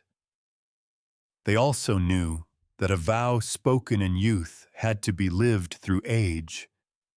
That is a detail worth lingering on. A vow is a moment. A life is long. The person who promises chastity at 18 is not the same person who must live it at 30, 50, or 70. Bodies change. Needs change. Griefs arrive. Friendships deepen. Authority shifts. The fervor of beginning may cool into routine, or ripen into wisdom, or curdle into resentment. The monastery demanded permanence from people who were constantly changing. Some found grace in that permanence. They became steadier because the rule held them when emotion did not. Others found only pressure. For them, the locked door after Compline was not a symbol of holy peace. It was the sound of possibility closing. The records do not let us enter every heart. They give us failures more often than faithful, ordinary days. They give us authorities more often than the powerless. They give us the language of sin more often than the language of pain. But even through those limits, something human presses through. A desire to be pure. A desire to be loved. A desire to belong. A desire to control others. A desire to be forgiven. The cloister gathered all these desires and tried to aim them toward heaven. That was its nobility. It also tried to deny how tangled they could become. That was its danger. So the medieval monastery should not be remembered simply as a den of hypocrisy, nor as a lost paradise of discipline. It was a place where the human heart was placed under extraordinary pressure. Sometimes that pressure produced beauty. Sometimes it produced secrecy. Sometimes it revealed devotion. Sometimes it revealed cruelty. And sometimes, most often perhaps, it produced lives too mixed to fit any legend. Chapter 15. What the cloister could not silence. In the end, the monastery's great project was not simply to build walls. It was to master the human being. The bell would order time. The rule would order behavior. The vow would order desire. The confessor would order conscience. The fast would order appetite. The locked door would order movement. Prayer would lift the mind above the body, and shame would pull the body back into discipline when prayer failed. It was an immense attempt to make human life transparent to God and obedient to sacred purpose, and it was never complete. That is what the surviving records show us. Not a world of constant scandal, and not a world of perfect purity, but a world in tension with itself. Sexuality remained present in the cloister because people remained present. It appeared as temptation, affection, rumor, coercion, pregnancy, concubinage, same-sex desire. abuse of power, confession, punishment, reform, and fantasy. Sometimes it was freely chosen. Sometimes it was hidden because it broke a vow. Sometimes it was hidden because someone had been harmed. Sometimes it was exaggerated by enemies. Sometimes it was softened by authorities who feared scandal more than truth. The difficult part is that all of these possibilities can exist in the same history. Medieval monasteries tried to turn renunciation into a way of life. For some, that renunciation became meaningful, even beautiful. It created communities of prayer, learning, service, music, memory, and discipline. It gave people a language for sacrifice and a structure for holiness. We should not be so cynical that we cannot see that, but the same ideal also created pressure.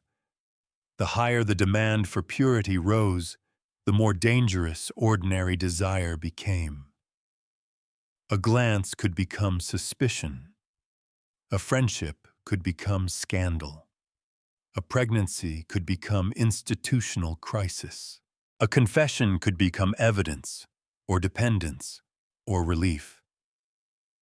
A failure could be treated as a wound in the soul, but also as a threat to property, authority, and reputation. The cloister could silence speech. It could not silence the conditions that made speech necessary. That is why these records still matter. They force us to look at the cost of absolute ideals when they are placed on imperfect people. They ask whether purity can be demanded without cruelty, whether secrecy can protect without concealing harm, whether discipline can form the soul without teaching fear, whether institutions built on holiness can admit failure without defending themselves first. The Middle Ages did not solve these questions. Neither have we. We still know institutions that speak in the language of virtue while managing scandal in private. We still know how quickly reputation can become more precious than justice. We still know that rules can restrain wrongdoing, but also hide it. We still know that power often survives by naming some sins loudly and leaving other wounds unnamed. The monastery, then, is not merely a strange relic from a darker age. It is a mirror with old glass. The reflection is distorted by distance, theology, and time, but the outline remains recognizable. Human beings long for purity. They build systems to protect it. Then the body returns, need returns, power returns, love returns, fear returns, and the institution must decide whether to tell the truth or preserve the image. After Compline, the monastery wanted silence, but silence is not the same as peace. Behind the locked door were lives of devotion, failure, longing, obedience, exploitation, repentance, and endurance. Some secrets were sins. Some were injuries. Some were only human tenderness made dangerous by the rules around it. What the cloister could not silence was not simply sexuality. It was the human heart, still beating inside the sacred cage, still refusing to become less than human, even when heaven was demanded of it.